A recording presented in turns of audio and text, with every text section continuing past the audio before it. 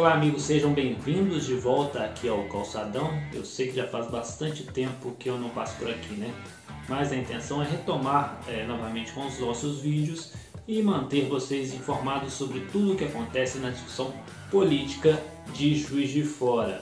E eu volto gravando na noite dessa sexta, provavelmente o vídeo só vai ao ar neste sábado, mas eu gravo na noite dessa sexta, que foi um dia bastante movimentado em Juiz de Fora. Começando, óbvio, pela visita do governador Romeu Zema à cidade. Zema voltou a Juiz de Fora para cumprir compromissos políticos e também marcar território em relação aos posicionamentos adotados pelo Estado até aqui no combate à pandemia do novo coronavírus.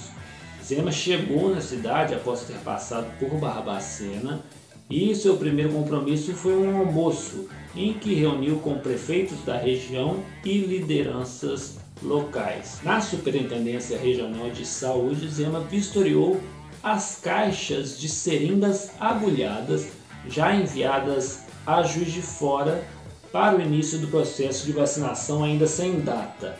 Zema diz acreditar que o governo federal já deve liberar as vacinas a partir de quarta-feira, então há uma esperança, mesmo que remota, de que esse processo de vacinação possa começar já na próxima semana. O mais provável é que a vacina esteja disponível já na quarta-feira.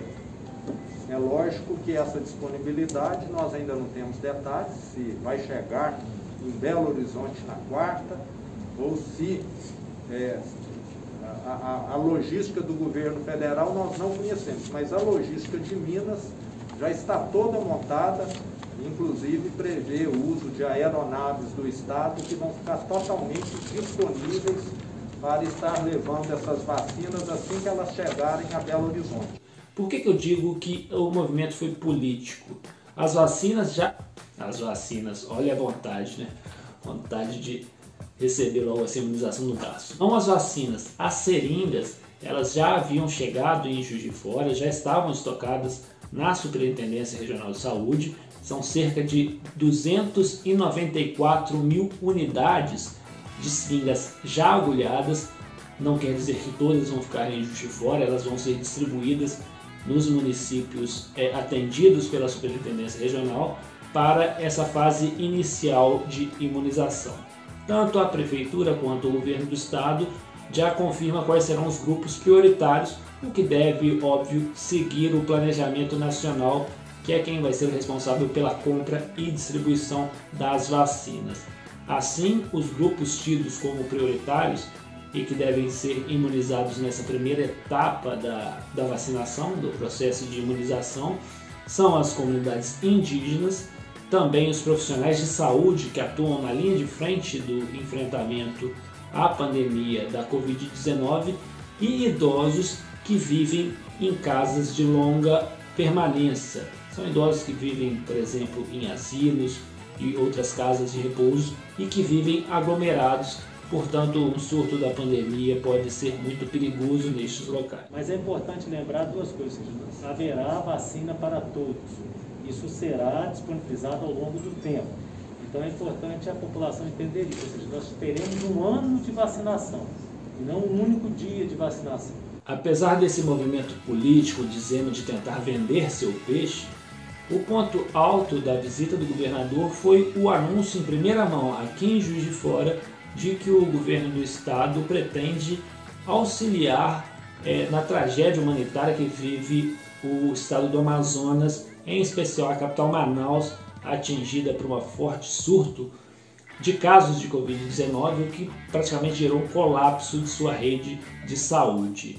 Em primeira mão para a imprensa local, Zema confirmou que o estado vai disponibilizar unidades de terapia intensiva, UTIs, infantis para receber pacientes, crianças em situação que carece de uma atenção de terapia intensiva. Talvez amanhã, depois de amanhã, nós já estaremos recebendo pacientes infantis aqui em Minas Gerais para que o estado do Amazonas tenha um certo alívio na sobrecarga que está tendo nesse momento. É hora de nós unirmos esforços. Foi aqui, em primeira mão, que a gente teve essa notícia um ato solidário mais do que importante. Como disse o próprio secretário de Estado de Saúde, o Carlos Eduardo Amaral, o Sistema Único de Saúde brasileiro é único, então, portanto, todos devem entrar com sua contribuição para nossos irmãos amazonenses. Hoje nós temos uma ocupação muito baixa de leitos pediátricos, que são diferentes dos leitos adultos que nós temos atualmente. Para nós é muito importante, eu acho que o SUS é um sistema único, o Brasil é o único, então nós precisamos realmente apoiar o Amazonas nesse momento. Como eu já disse, a agenda desta sexta-feira foi bastante intensa. Tão logo foi findada a agenda pública de Romeu Zema, a prefeita Margarida Salomão convocou uma entrevista coletiva com a imprensa local em seu gabinete. O assunto inicial era o balanço dos primeiros 15 dias de gestão, mas Margarida tinha algumas cartas na manga que foram informadas ali à imprensa. Uma coisa que preocupava a todos na cidade, em especial ao setor produtivo, comércio, setor de serviço, enfim, os empresários em si, é a confirmação do regresso de Juiz de Fora à onda vermelha por conta dos aumentos dos indicadores do avanço da Covid-19 em Juiz de Fora. Segundo a secretária municipal de saúde, Ana Pimentel, nesta sexta, Juiz de Fora tinha 92% de suas UTIs reservadas à Covid-19 ocupadas, ou seja, um cenário muito preocupante. Diante da recomendação do Estado de que Juiz de Fora retornasse à onda vermelha do programa Unidos Consciente, que trata de medidas mais restritivas para o funcionamento de atividades do setor produtivo, Margarida confirmou que assinou um decreto nessa sexta, decreto que já foi publicado neste sábado, e confirma que Juiz de Fora volta a vigorar a onda vermelha a partir de segunda-feira. O governo do Estado, ele classifica, então nós estamos classificados. Eu estou decretando as adequações às categorias da onda vermelha na segunda-feira. Por quê? Porque é necessário que haja um período de transição. Outro dia estava tudo fechado. Aí abriu. Agora fecha outra vez. Gente, não há empreendimento que se sustente. Então é necessário que você tenha um período de ajuste. O que era esperado para acontecer já nesse sábado, conforme a recomendação do Estado, vai acontecer só na segunda-feira e um pouco mais relaxado, porque a onda vermelha ela restringe funcionamento de várias atividades e permite apenas que entrem em funcionamento aquelas atividades tidas como essenciais. No caso desse retorno de Juiz de Fora à onda vermelha, a prefeita Margarida Salomão confirmou que vai fazer valer duas leis aprovadas na Câmara Municipal de Juiz de Fora no ano passado. Essas duas legislações em específico colocam as atividades de salões de beleza, barbearia e similares e também de academias de ginástica como serviços essenciais. Portanto, Juiz de Fora volta à onda vermelha, alguns segmentos serão restritos, terão suas atividades restritas. Um exemplo clássico é o consumo em bares, que volta a ser proibido. Porém, dessa vez, mesmo na onda vermelha, salões de beleza, barbearias e academias de ginástica poderão continuar funcionando, desde que, claro, respeitem protocolos sanitários básicos e pré-definidos. Há duas leis municipais definindo o que é a onda vermelha, o que é essencial, prossegue funcionando. Nesse ponto eu acho que cabe um adendo. Todos nós temos que tomar cuidado e manter as medidas sanitárias básicas. Como eu já disse, Juiz de Fora tem 92% de suas UTIs reservadas à Covid-19 ocupadas. É um cenário muito preocupante.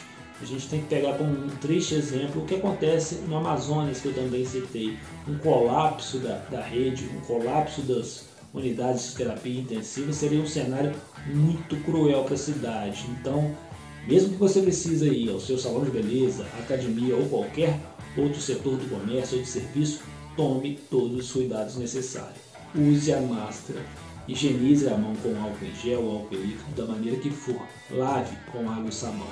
Mas não deixe de tomar esses cuidados porque A pandemia segue avançando na cidade, os números são alarmantes, talvez maiores até aqui, em virtude de aglomerações ocorridas nas festas de final de ano, o que aconteceu lá também em Manaus. Feito esse adendo, essa preocupação não é apenas minha, tanto que na mesma coletiva a prefeita Margarida Salomão destacou que Juiz de Fora ganhará mais 7 leitos de UTI reservados à Covid-19.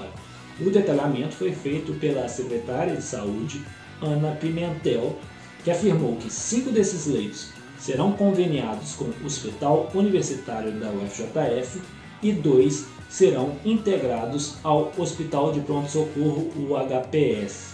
A ampliação desse número de leitos é bastante interessante, até mesmo se a gente observar do ponto de vista de uma possibilidade de retorno da cidade para a onda amarela. Isso porque o Estado usa como uma de suas principais balizas para a classificação das micro-regiões e das macro-regiões estaduais dentro das faixas do Minas Consciente a ocupação dos leitos de terapia intensiva. Esse é realmente um placar espetacular. 7 leitos a mais, 7 leitos públicos. Isso é uma grande coisa nesse momento. Porque o que está nos empurrando dentro do Minas Consciente para a onda vermelha é o fato de nós não podemos contar com um número maior de leitos. Então agora, a partir desse final de semana, contando com 7 leitos e com muita perspectiva na próxima semana, mais 6 leitos, nós teremos mais 13 leitos disponíveis. Então isso certamente constitui um alívio. Dentro de tudo isso, vou deixar um recado da secretária de Saúde, Ana Pimentel, sobre a importância de mantermos todos os cuidados. A gente ainda segue uma crescente no número de casos e o remédio que nós temos, a medida que nós temos de evitar a continuidade da epidemia é a vacinação. Bom, findada as agendas do governador e da prefeita Margarida Salomão nessa longa sexta-feira, vou me ater um pouco ao que foi destaque no calçadão ao longo da semana para tentar manter vocês informados neste sábado e já prepará-los para a semana que vem, que é uma semana de muita ansiedade, como eu disse. Podemos ter o início da vacinação no país. Na quinta, quem convocou uma entrevista coletiva foi a nova secretária da Fazenda, Fernanda Finotti. Fernanda é economista e detalhou quais devem ser as ações da Prefeitura para tentar reverter uma situação de crise financeira que já se arrasta há alguns anos. Para este ano, por exemplo, o orçamento municipal já prevê, de início, de largada, um déficit de 71 milhões de reais. Pois é, já temos de largada um déficit alto, isso se a Prefeitura conseguir cumprir todas as expectativas de arrecadação apontadas na LOA.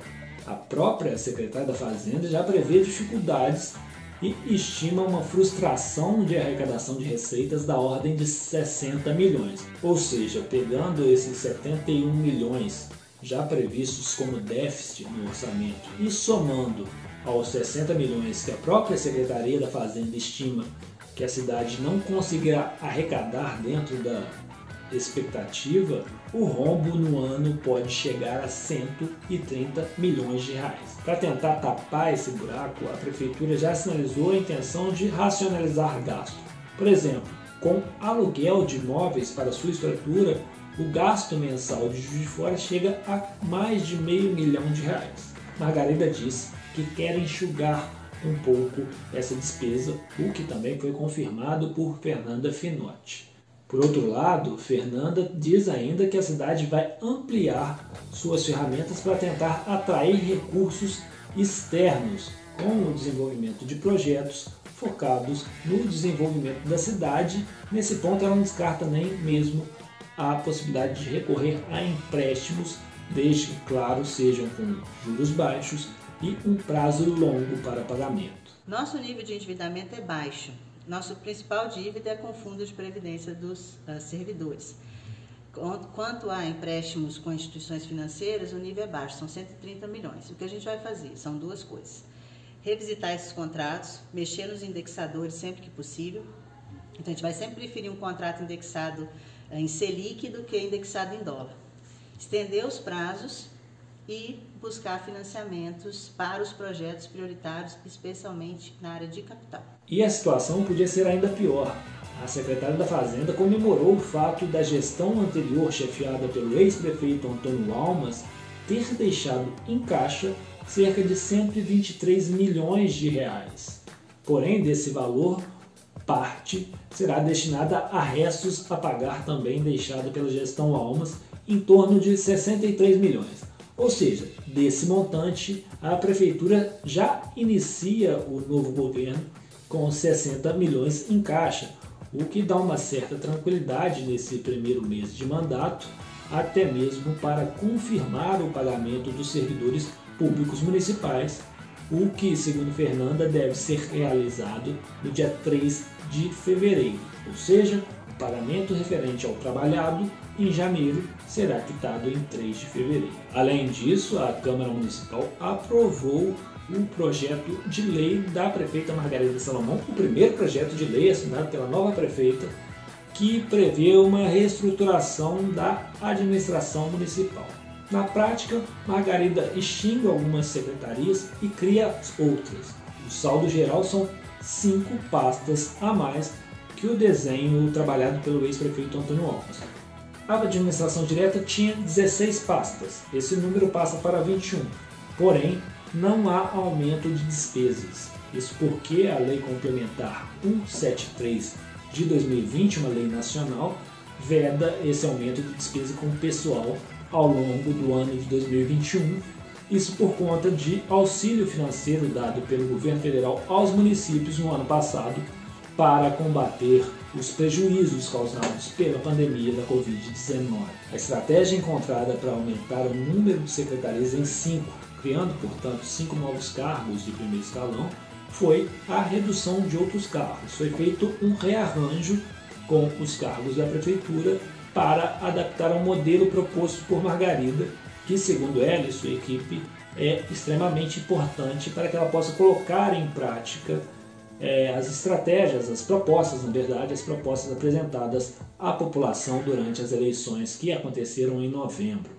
Tivemos ainda um projeto de lei apresentado pelo vereador Bejane Júnior que pretende isentar do IPTU imóveis atingidos por alagamentos, chuvas e enchentes. Para isso, tem que comprovar, é claro, que houve dano material à estrutura da edificação. A proposta ainda inicia tramitação na casa, vai ainda passar pelas comissões temáticas antes de ser debatida em plenário. A isenção ela é temporária até que os problemas sejam sanados. Por fim, eu quero destacar aqui 2 ações que eu acho extremamente importantes e de muito baixo custo. A Câmara Municipal sinalizou essa semana a intenção de contratar uma intérprete de Libras para dar maior acessibilidade às transmissões da JF TV Câmara. Quem dera eu tivesse a oportunidade de ter aqui uma profissional, uma intérprete de Libras, para ampliar a acessibilidade desse conteúdo que eu tento levar até vocês. Essa proposta foi confirmada pelo vereador Juraci Schaefer. Na verdade, talvez não seja nem uma contratação de uma intérprete, uma vez que a Funalfa pode ceder essa profissional, e atende a um pedido, a um requerimento feito pela vereadora em primeiro mandato, Cida Oliveira. Também em primeiro mandato, a vereadora Thalia Sobral solicitou que fosse feita a mesma medida, mas dessa vez contratada um profissional de audiodescrição, também para garantir maior acessibilidade nas transmissões da Câmara. Não há uma confirmação sobre esse pedido, mas o assunto já foi colocado abaixo. Bom, esses foram os principais destaques da Semana Política em Juiz de Fora. Muito em breve eu volto com mais detalhes, talvez desses mesmos assuntos ou novas informações. A intenção agora é fazer alguns vídeos nesse formato, fazendo um balanço do dia, da semana, enfim, um balanço das principais notícias que vocês podem acompanhar no Instagram, no Facebook, no YouTube e também no calçadão.com.br. Eu agradeço muito para você que assistiu até o final. Peço para quem quiser compartilhar e seguir aí nossas redes e fico por aqui. Até a próxima.